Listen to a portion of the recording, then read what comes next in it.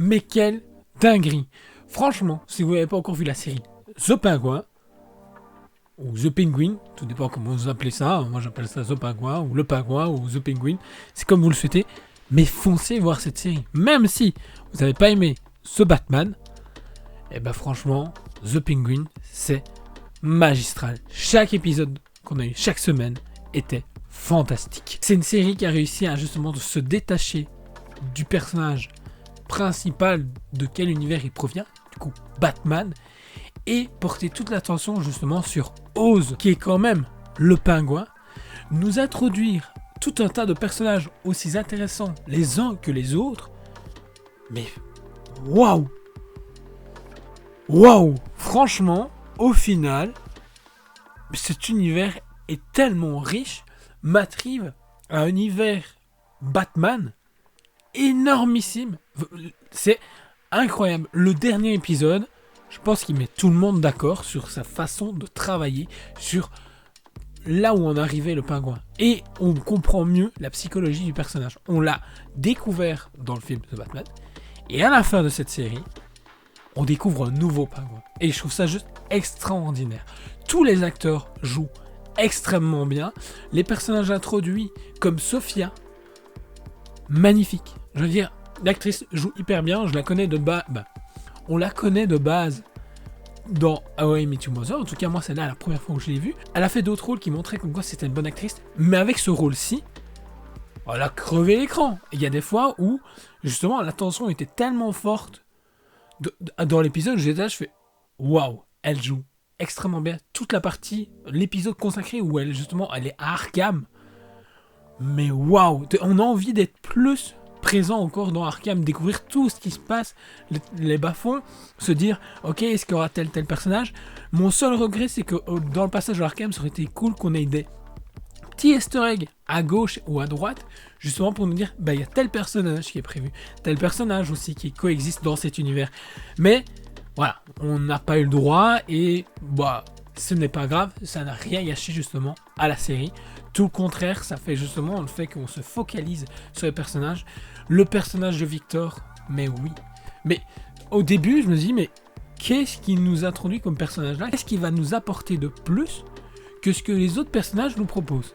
Et au final, c'est un personnage qui évolue tout le long de la série aussi, qui justement au début est juste un petit jeune un peu perdu, qui a perdu sa famille malheureusement lors justement avec le problème qu'on a eu justement avec le Riddler. Le fait qu'il ait sa rencontre avec Oz, que Oz le prend plus ou moins sous son aile en lui imposant de travailler pour lui, et qu'au final il se révèle être le bras droit du pingouin, magnifique. Franchement, extraordinaire. Parce que, et ce qui arrive dans le dernier épisode avec lui est logique. On s'y attend.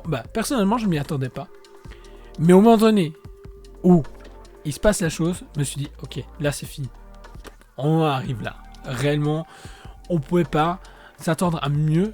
Et ça montre encore plus la puissance du pingouin. Le travail sur les familles mafieuses était exceptionnel également. Ils n'ont loupé, je trouve, aucun détail. Tout était dans la série. C'est comme si on vous servait un plat et que tout était bien. La cuisson était bien, l'assaisonnement, les accompagnements, tout. Là, on a vraiment tout parfait et là, on n'en demande que plus. Le seul problème qu'on a, c'est le timing. Le problème, c'est qu'on a eu The Batman en 2022.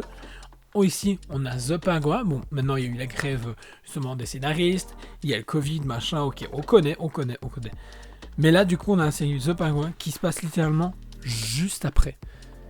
Et là, ce qui manquait, c'est se dire, on a une série supplémentaire dans le même univers, parce que là, du coup, on va devoir attendre 2026 pour avoir The Batman, qui se passe juste après. Mais bon, après, si on doit attendre autant de temps pour avoir une série aussi qualitative, oui, parce que chaque épisode était bon, aucun épisode je l'ai trouvé inutile, chaque personnage apporté avait son importance, avait son côté touchant, je veux dire, ou on pouvait le détester parce qu'il y a des personnages qu'on déteste de la série parce qu'on a juste envie de les voir avec un pied de biche dans la tronche. Ça, franchement, plus d'une fois c'est arrivé, mais ça montre comme quoi les acteurs jouaient super bien, l'ambiance était mise, la musique parfaite, la relation entre Oz et sa mère est parfaite. On a une première version en début de série, on a une autre version en milieu de série, et ensuite on a une toute dernière version qui est la version finale à la fin de la série. Et je trouve ça extraordinaire. Le fait que chaque personnage a évolué, l'histoire a évolué, notre regard évolue pendant la série et c'est parfait. Franchement, je demande de voir plus en plus de séries comme ça. Et comme je l'ai dit dans une ancienne vidéo, je trouve que actuellement, je trouve plus mon compte en série que justement en film actuellement au cinéma. Peut-être parce que voilà, ils ont le temps de développer les personnages, nous introduire plus d'intrigues du coup sur plusieurs épisodes et plus de temps. Mais problème du coup, les gens boycottent un peu le cinéma pour aller justement sur toutes les séries. C'est une série qui est disponible sur Max. Max, tout le monde ne l'a pas encore disponible, mais malgré ça, elle a réussi à battre des records. Elle a été numéro 1 sur la plateforme pendant un certain temps. Beaucoup de gens l'ont acclamé. Les notes des épisodes sont très bons et le dernier épisode fait une des meilleures notes possibles dans l'histoire des séries télé. J'espère réellement qu'il va sortir avec un prix ou quelque chose, parce que quand je vois le travail de Colin Farrell sur le personnage pingouin, il n'est pas reconnaissable. C'est juste incroyable ce qu'il a pu nous proposer jusqu'à maintenant. Et franchement, j'en demande que d'en voir plus. Surtout que on a vu plusieurs easter eggs ou possibilités, des rumeurs aussi qui circulent. Donc franchement, c'est hyper cool. Et on verra à l'avenir ce que nous prépare justement cet univers et la suite de The Batman. N'oublie pas de me dire ce que tu penses de la série The Penguin, de lâcher un pouce, partager la vidéo, t'abonner si ce n'est pas encore fait. Et on se retrouve très vite pour une prochaine vidéo. Ciao!